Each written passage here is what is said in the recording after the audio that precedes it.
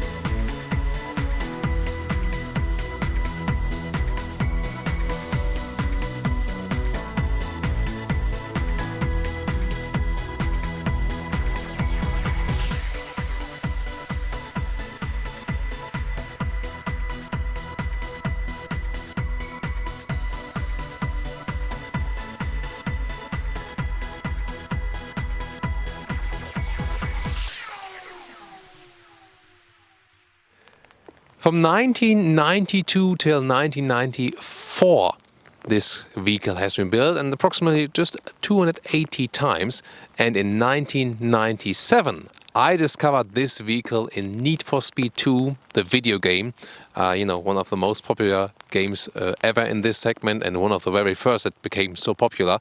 And playing this as a child, this vehicle really stood out from design, from everything, and was like, wow, that actually really got me into being a car enthusiast. Also because alongside in the game there was some, they had marketing at that time too, and they also had an advertisement for the Jaguar XJ, and this then became my favorite vehicle and really got me more involved in cars and the emotional side and the aesthetics and the design, especially of the Jaguar brand.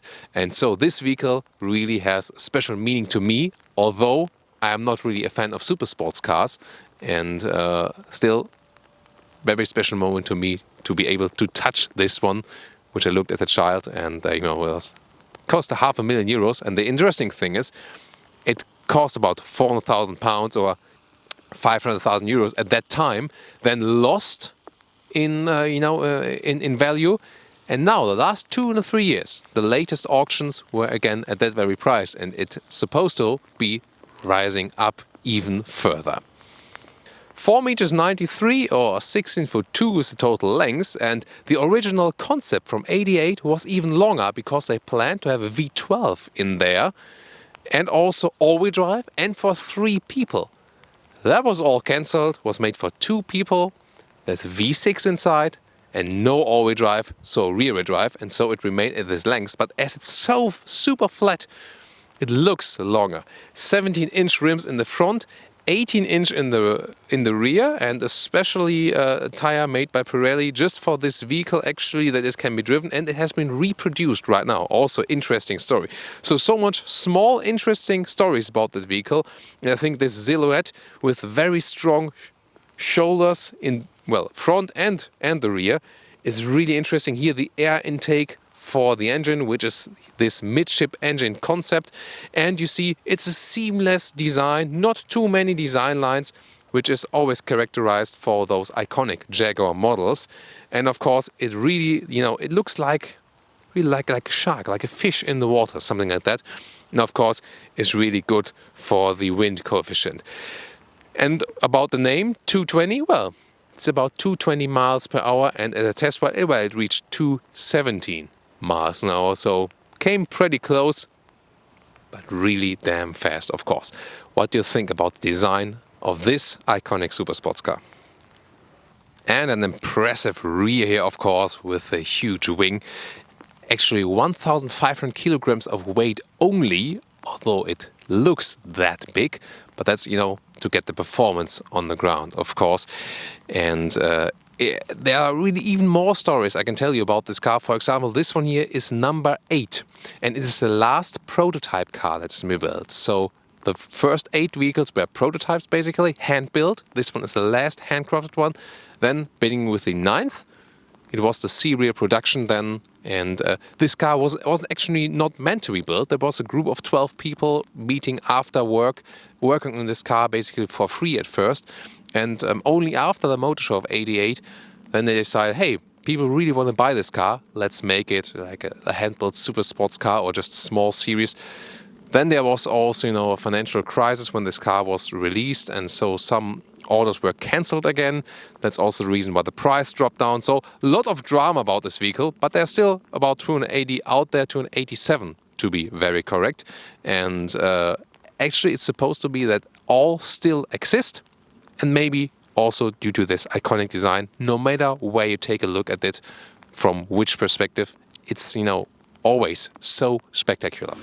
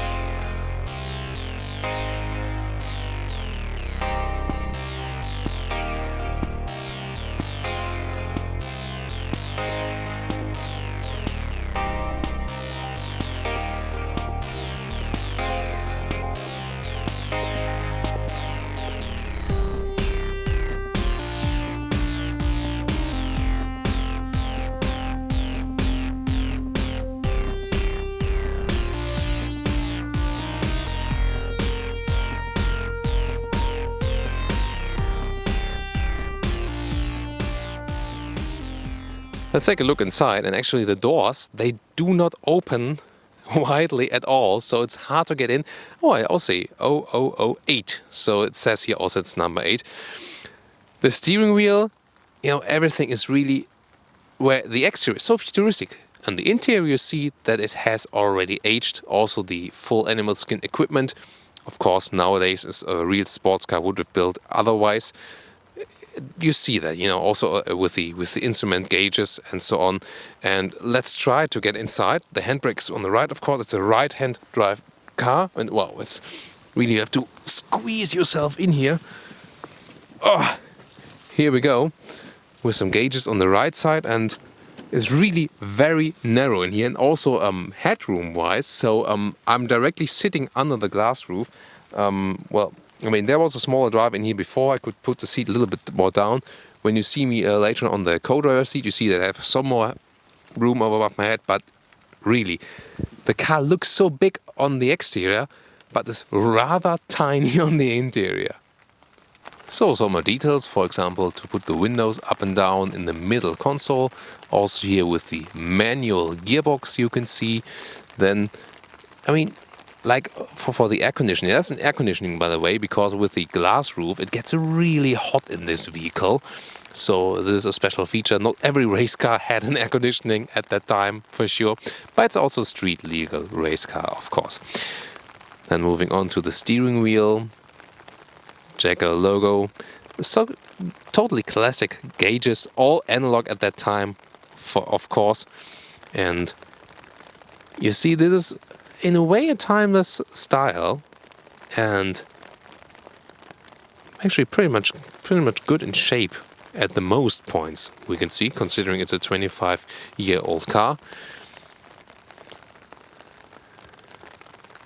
What do you think here?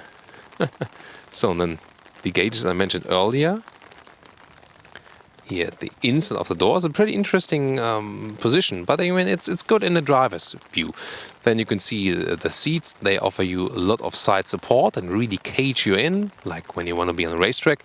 And you will hear it really gets loud in this vehicle, and you can feel it's not really meant to do, you know, like an everyday super sports car like what's McLaren trying to do at the moment, also to offer more luggage space and stuff. This one is a super sports car to be owned, to be standing in the garage, and then, well, meant to be really on the racetrack at that time, even though most owners would not really do that.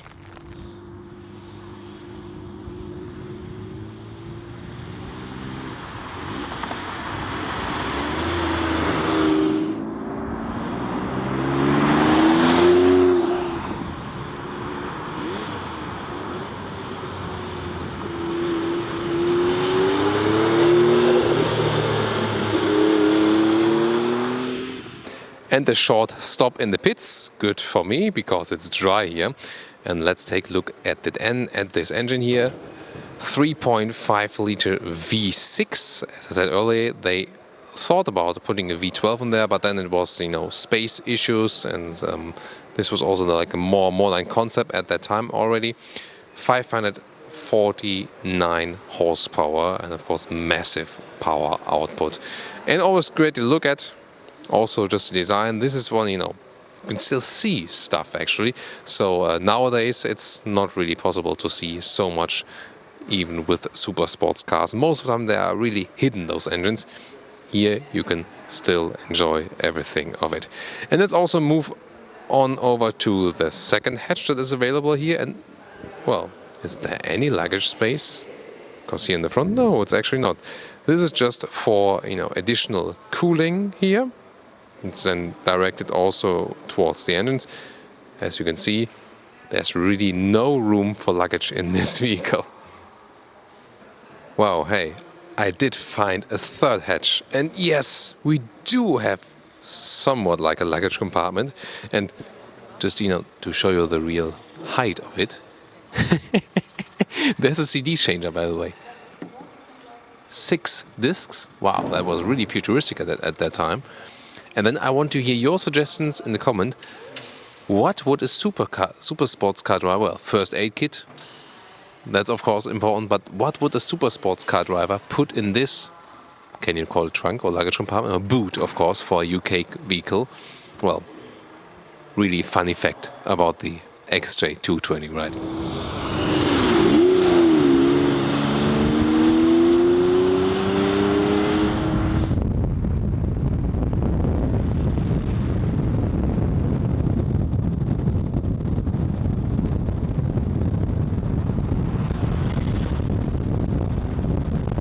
So guys, now we are on board on the XJ 220 with Phil Talboys, test center manager here.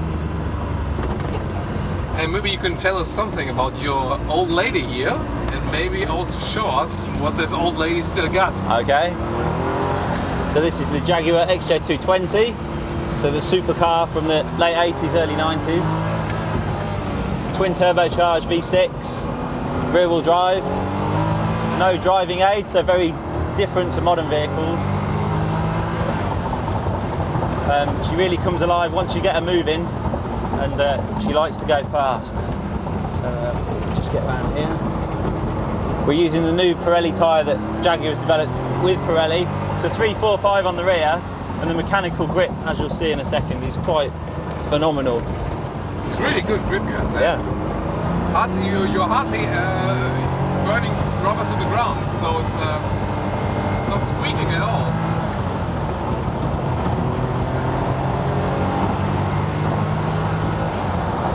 So now 120 miles per hour, 130, 140 miles per hour. Here the air rush gets more and more and more the quicker, because the turbochargers damp out quite a lot of sound from the engine. Yeah, it's really. You really hear the air rush over the car. Yeah, it's really very loud in here. So they didn't talk about sound insulation here, right? Wow, that's a grip. Amazing.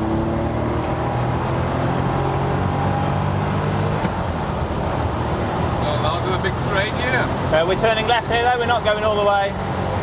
So we turn left here. So what's the fastest speed you've driven with this car so far? In this one, Yeah. maybe 160, not so fast here today. Have you driven it on another track to 220 miles per hour yet? No, not an XJ 220. It's a very rare car, privileged to be allowed to drive it, than to get it out of the museum.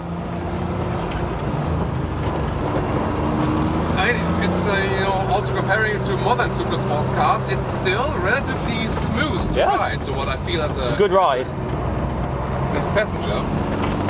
So I would actually have expected it to be a little bit rougher, you know. No, it's still quite a composed car. The power delivery is quite.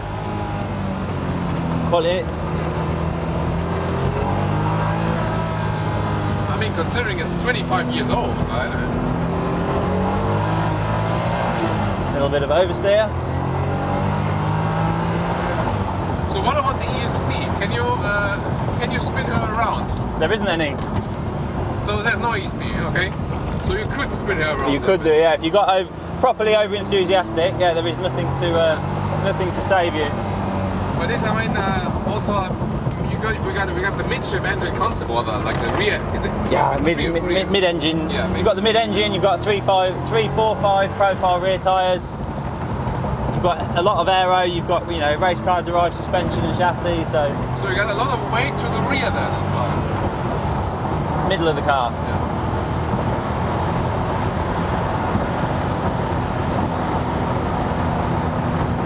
So is that all the reason why the rear is not like sliding out? Not moving around. Yeah. A lot of mechanical grip and weight over the rear of the car, in the middle of the car. So so if you want to slide it around, you really have to push the really have to try it. Yeah. I mean, if we come out of here second gear, you can try it. that's full throttle. Wow. Still not going. Wow.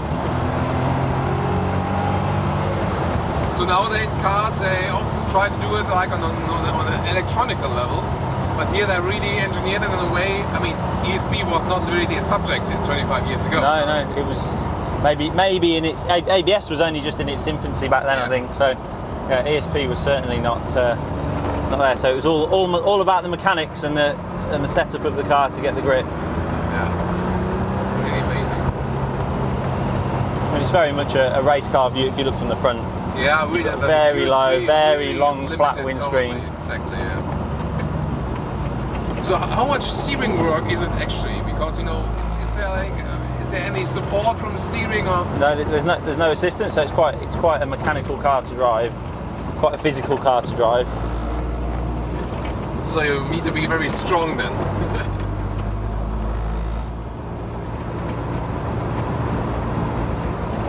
So what would you say? What's to you the main difference if you compare it to modern super sports cars? The main difference, I think it's more of a mechanic. The driving experience is maybe purer. It's certainly more mechanical. You've got to work at it. The steering's heavier. The throttle pedal's heavy. The whole thing. The turbo lag. It's just it's a pure driver's car.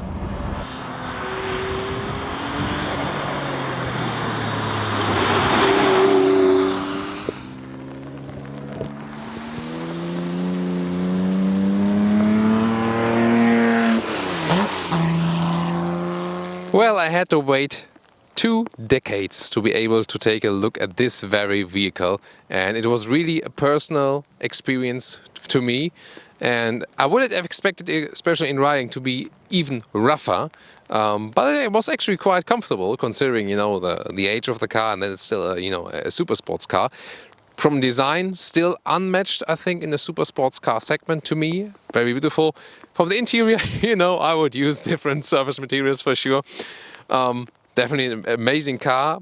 You see, especially in the interior, that this, has aged a bit, of course. But the exterior is basically still up to date. That is because at that time it was really so futuristic. I really hope you liked this special insight here today. And of course, join us for our full reviews and our automotive special episodes. Thanks so much for tuning in.